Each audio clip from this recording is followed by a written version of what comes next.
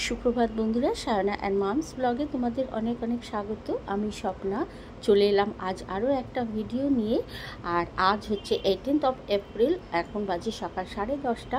তো 10:30টার সময় দেখো আমরা যাচ্ছি এখন প্রিন্সেপ ঘাটের আগে, মানে জাজেস ঘাটে। ওখানে এখন আজকে আমার জামাইবাবুর যে ঘাট কাজের ক্রিয়াটা সেটা ওখানে করা হবে। তো আমি, গৌতম, আমার দিদির মেয়ে, বোন আর সঙ্গে আমাদের যে ঠাকুরমশাই কাজটা করবে, সবাই মিলে আমরা রওনা দিয়েছি। তো দেখো এখন আমরা পৌঁছে গেলাম জাজেস ঘাটে। আর প্রচণ্ড গরম, রোদে টেকা যাচ্ছে না, কিন্তু এখানে ব্যবস্থা খুব সুন্দর করেছে। এখন নতুন করে ঘরগুলো সব তৈরি করছে, সেই জন্য সেই ঘরে কাজটা করা হবে, অসুবিধা হবে না। আর দেখো সামনে ওই যে সেকেন্ড ব্রিজটা দেখা যাচ্ছে। আর ছাওয়াতে দাঁড়িয়ে আছি, বেশ গঙ্গার হাওয়াটা ভালো লাগছে।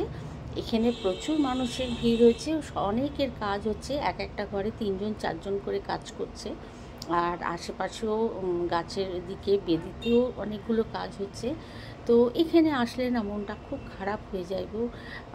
যখনই আসি আমাদের সবারই কাজ মোটামুটি ঘাট কাজটা এখানেই করা হয়, তো ভালো লাগে না। আর তার উপরে যখন দিদির এই ছোট মেয়েটা কাজ করছে, সত্যি ভীষণ কষ্টকর।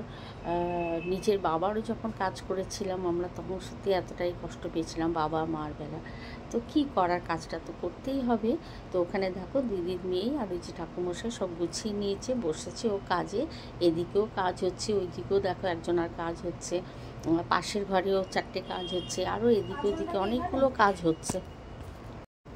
আর এখানে এই গঙ্গার হাওয়াটা এত সুন্দর আসছে, মানে কষ্ট হচ্ছে না। আর এই যে দেখো ও কাজে বসেছে এখানে, আর খুব কাজ ছিল, কাজটা করতেও কাজ ছিল।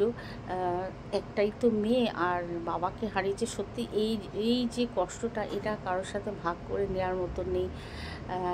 যে বাবা মাকে হারায় তারাই বুঝতে পারে এই কষ্টটা। তো কিছু করার নেই, সব কিছু তো আমাদেরকে মেনে নিতেই হয়। তাই আমরাই ওর এখন গার্জিয়ান, ওদেরকে দেখার জন্য আমাদেরকেই সব কিছু করতে হবে। তো দেখো এখন ওর পিণ্ডটা ওই যে ভাসাতে গেল, ওখানে গৌতমের সাথে গেছে, ওটা জলে দিয়ে দিল। এবার জলে দেওয়ার পর এবার আবার আসছে, এসে দিদি আর দিদির মেয়েকে নিয়ে যাব, ওদের স্নান করবে ওরা। তো মানে এখন অনেকটাই দায়িত্ব ওদেরকে দেখার। এমনিতেও সবসময় ওদের পাশে তো থাকতেই হয় আমাদের, কিন্তু এখন আরও বেশি করেই থাকতে হবে। এই ঘরটায় দেখো কাজ মোটামুটি হয়ে গেছে, আর ওদিকে আমার দিদি বসে আছে। তো দিদিকে নিয়ে এখন যাব। ওদের ঘাট কাজটা এখন আমাদের হয়ে গেছে কমপ্লিট।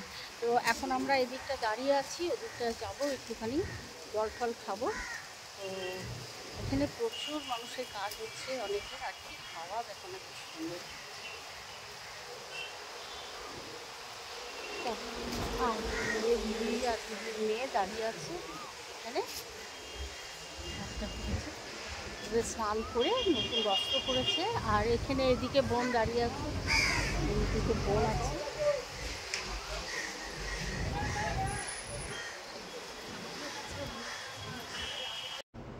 তো এবার এদিকে দোকানগুলো আছে, সেখানে দাঁড়িয়েছি, একটু কোল্ড ড্রিঙ্কস খাবো, মিষ্টি আর জল খাইয়ে একটু কোল্ড ড্রিঙ্কস খাওয়াচ্ছি। আর দেখো এত সুন্দর নৌকোগুলো সারিয়ে করে দাঁড়িয়ে আছে, তাই তোমাদের সাথে একটু শেয়ার করলাম। আর খুব ভালো লাগছে এই জায়গাটা দাঁড়িয়ে, মানে বসে আছি আমরা, বেশ সুন্দর ঠান্ডা হাওয়াটাও আসছে। যতই হোক গঙ্গার সামনে এলে না মনটা খুব ভালো লাগে, কিন্তু যখনই ওই দিকে কাজ হচ্ছে দেখছি তখন মনটা খুব খারাপ হয়ে গেছিলো। তো সব কিছুই তো মানাতেই হবে।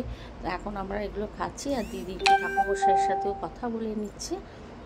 এরপর ওদেরকে উবেরে তুলে দেবো, বোনের সাথে ওরা বাড়ি চলে যাবে। আর আমরা এখন রওনা দিলাম, আমরা এখন বাড়িতে যাব, গিয়ে তারপরে স্নান টান করবো, করে বৃহস্পতিবার আজকে পুজো দেওয়ার আছে, সেগুলো করব, করে টরে তারপরে আবার দিদির বাড়িতে যেতে হবে। তো চলো। আর আগামীকাল যে শ্রাদ্ধ অনুষ্ঠানটা আছে, সেই শ্রাদ্ধ অনুষ্ঠানটা আমাদের রাম ঠাকুর আশ্রমে হবে, যাদবপুর রাম ঠাকুর আশ্রম। তো সেখানেই হবে, সেটাও চেষ্টা করব তোমাদের সাথে শেয়ার করবার, যেটুকু পারবো। পুরোটাই তো করবো না, কেননা সত্যি এই কাজগুলো করা যায় না, তবু চেষ্টা করব। তোমরা তো আমার পরিবারেরই একজন, তাই তোমাদের সাথে একটু শেয়ার করব। তাহলে আজকের ভিডিওটা আমি এখানেই শেষ করব। সবাই ওদেরকে অনেক আশীর্বাদ করো, আমার দিদি মেয়েকে আশীর্বাদ করো, ওরা যেন সামনের দিনগুলো খুব ভালোভাবে কাটাতে পারে। আর আমার এই ভিডিওটা কেমন লাগলো অবশ্যই কমেন্ট করে জানিও। তাহলে আবার নেক্সট ভিডিও নিয়ে তোমাদের সামনে চলে আসবো। মনটা ভালো না, তাই সেভাবে ব্লগ করতে পারছি না, কিছুদিন সময় লাগবে। তো চলো আজকে এখানেই রাখছি। সবাই খুব ভালো থাকো, সুস্থ থাকো, দেখা হবে আবার নেক্সট ব্লগে।